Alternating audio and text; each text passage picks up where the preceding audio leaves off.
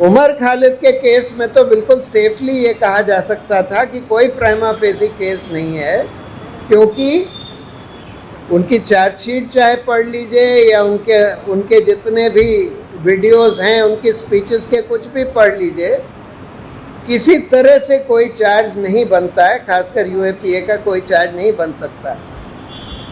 लेकिन यूएपीए में भी सुप्रीम कोर्ट ने एक अच्छी बात कह दी, ये कह दिया कि अगर कोई केस में ट्रायल कई साल से ख़त्म नहीं हुआ है और जल्दी ख़त्म होने के कोई आसार भी नहीं हैं, तब फिर यूएपीए के केस में भी बेल दी जानी चाहिए अक्यूज्ड को।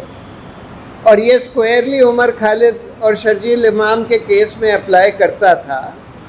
लेकिन बहुत दुर्भाग्य की बात है कि इसको नहीं फॉलो किया गया और सुप्रीम कोर्ट ने उनके केस में बोल दिया कि नहीं, ये तो केस टू केस बेसिस पर देखा जाएगा और ये कोई जनरल रूल नहीं है।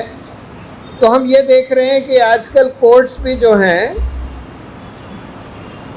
ये देखकर अपना फैसला देते हैं कि भाई उनके सामने कौन खड़ा है और सरकार क्या चाहती है। कम से कम उमर खालिद और शर्जील इमाम के केस में तो साफ ये दिख रहा है कि सुप्रीम कोर्ट ने जो फैसला दिया ये देख कर दिया कि भाई सरकार क्या चाहती है और कितना ज़ोर सरकार ने लगाया हुआ था कि भाई ये लोग किसी तरह से बाहर ना आ पाएँ। इनका तो हम एग्जाम्पल बनाएं।